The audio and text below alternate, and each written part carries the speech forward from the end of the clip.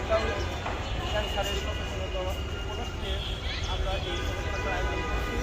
আজকে 7ই মার্চ, সাধারণত সারা বিশ্বে 6ই মার্চ মার্চের ফার্স্ট ফ্রাইডেতে ড্রেসিং ব্লু ডে পালন করা হয়। যেহেতু আমাদের দেশে আজ 6ই মার্চটা শুক্রবার ছিল, এজন্য আমরা ওইটা আজকে 7ই মার্চ করছি।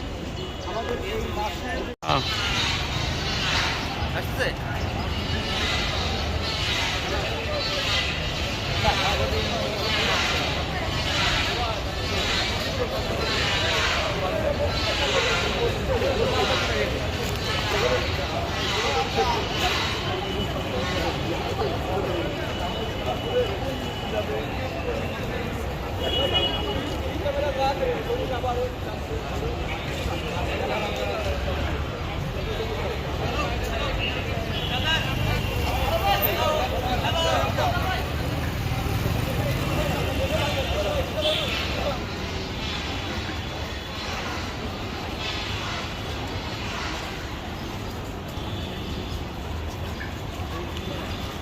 আমরা একজন মানুষকে কোলন এবং রেকটাল ক্যান্সার থেকে মুক্তি দিতে পারি, কোলন এবং ক্যান্সার থেকে সে নিরাপদ থাকতে পারে।